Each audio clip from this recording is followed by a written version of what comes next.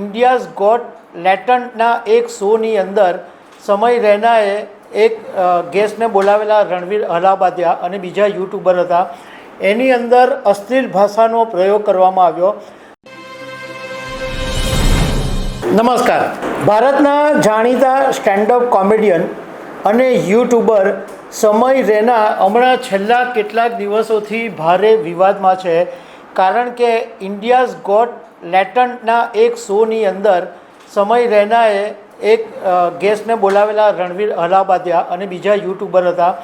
એની અંદર અશ્લીલ ભાષાનો પ્રયોગ કરવામાં આવ્યો અને આ જે સમય રૈના છે એના ગુજરાતમાં એપ્રિલ મહિનાની અંદર 3 શહેરની અંદર શો આયોજિત કરવામાં આવ્યા છે. તો આ શોનું શું થવાનું છે અને આ સ્ટેન્ડઅપ કોમેડિયન કોણ છે, રણવીર અલાહાબાદિયા કોણ છે અને એમને શું સજા થઈ શકે, આ બધા વિશે હું તમારી સાથે વાત કરીશ. મારું નામ રાજેશ શાહ છે અને તમે જોઈ રહ્યા છો ગુજરાતના સૌથી મોટા ડિજિટલ ન્યૂઝ પ્લેટફોર્મ ખબરછે.com. સમય રૈના એક ભારતનો જાણીતા સ્ટેન્ડઅપ કોમેડિયન છે અને એ ઇન્ડિયાઝ ગોટ લેટન્ટ 7 મહિનાથી યુટ્યુબ પર એક શો ચલાવે છે. 8 ફેબ્રુઆરીએ એક શો હતો, એ મેમ્બર્સ ઓનલી એપિસોડ રિલીઝ કરવામાં આવેલો હતો. એટલે જે લોકો પ્રીમિયમ ભરે એ લોકોને જ આ શો બતાવવામાં આવે એ રીતના આ શો શૂટ કરવામાં આવેલો હતો.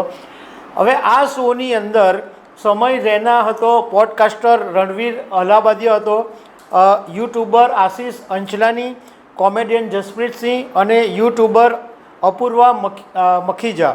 આટલા લોકો શોની અંદર હતા. એમાં રણવીર અલાહાબાદિયાએ એક એવો પ્રશ્ન કન્ટેસ્ટન્ટને પૂછ્યો કે જેને કારણે એટલો બધો વિવાદ ઊભો થયો કે રણવીર અલાહાબાદિયાએ માફી માંગી, સમય રૈનાએ માફી માંગી. ઇવન આનું જે કન્ટેન્ટ હતું એ એટલું બધું બીભત્સ અને ગંદુ હતું કે યુટ્યુબે પણ આ વિડીયો હટાવી દેવો પડ્યો. રણવીર અલાહાબાદિયાએ માફી માંગી, યુટ્યુબે વિડીયો હટાવી દીધો. આમ છતાં આ વિવાદ હજુ પણ શાંત થવાનું નામ નથી લેતો અને ઘણી બધી જગ્યાએ, મુંબઈ, આસામ, એવું ઘણી બધી જગ્યાએ આ સમય રૈના અને રણવીર અલાહાબાદિયાની સામે FIR પણ નોંધવામાં આવી છે. હવે સમય રૈનાના ગુજરાતની અંદર 3 શહેરોની અંદર શો આયોજન કરવામાં આવેલા, જેમાં અમદાવાદની અંદર 19 અને 20 એપ્રિલ, 17 એપ્રિલ સુરતમાં 2 શો સંજીવ ઓડિટોરિયમમાં રાખેલા અને વડોદરાની અંદર શો હતા.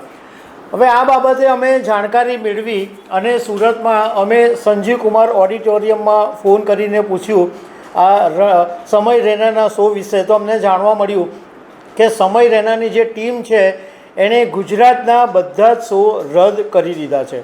હવે આ આખો જે વિવાદ થયો એ પણ જાણવા જેવું છે કે આ જે રણવીર અલાહાબાદિયા ગેસ્ટ તરીકે આ શોમાં પહોંચેલો, એણે એક કન્ટેસ્ટન્ટને એવો સવાલ પૂછ્યો કે એની ભાષા છે એ અમે અહીંયા બોલી શકીએ તેમ નથી, પરંતુ જે સવાલ હતો એ એવો હતો કે શું તમારા પેરેન્ટ્સને આખી જિંદગી ઇન્ટિમેટ થતાં જોવા ઈચ્છો છો કે એક જ વાર ઇન્ટિમેટ જોઈને પછી જોવાનું બંધ કરી દેશો?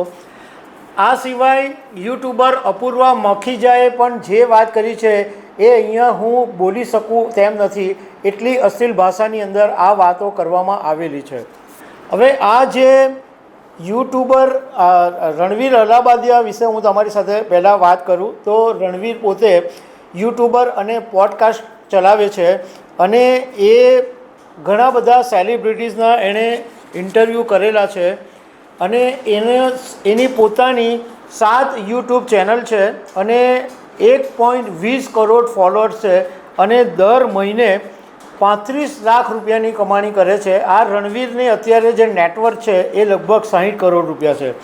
સમય રૈના સ્ટેન્ડઅપ કોમેડિયન છે, યુટ્યુબર પણ છે અને કોમિકિસ્તાન કરીને એક સિરિયલ સિઝન હતી, એમાં સિઝન 2નો એ વિનર છે અને એના 70 લાખ ફોલોઅર્સ છે. એ દર મહિને 1.5 કરોડ રૂપિયાની કમાણી કરે છે અને તમને જાણીને નવાઈ લાગશે કે આ સમય રૈનાની નેટવર્થ 140 કરોડ રૂપિયા છે. હવે આ જે રણવીર અલાહાબાદિયાએ શોની અંદર જે વાત કરી એ એની કુત્સિત માનસિકતાનો એક પુરાવો છે. કુત્સિત માનસિકતા એટલે અશ્લીલ, બીભત્સ અને નિંદનીય જે ભાષા વાપરવામાં આવે એના માટેનો આ શબ્દ છે અને એ ઘણા બધા સેલિબ્રિટીઝ ના ઇન્ટરવ્યૂ કરે છે અને પ્રધાનમંત્રી નરેન્દ્ર મોદીના હસ્તે એનું સન્માન બી થયું છે. આમ જોવા જઈએ તો આ રણવીર સમય રૈનાનો જે શો છે ઇન્ડિયાઝ ગોટ લેટન્ટ, એની અંદર આ કંઈ પહેલી વાર નથી થયું. આ શો જ એવો છે કે જેની અંદર ગાળો બોલવી, બીભત્સ વાર્તો કરવી, અશ્લીલ વાતો કરવી, આ બધું જ આ શોની અંદર કરવામાં આવે છે.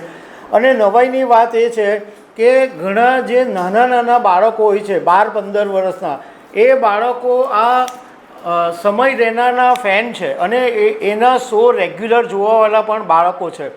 હવે આમ જોવા જઈએ તો આમાં સમય રૈના અને રણવીર અલાહાબાદિયા છે, એ લોકોનો પક્ષ ખેંચવાનો બિલકુલ કોઈ સવાલ જ પેદા નથી થતો.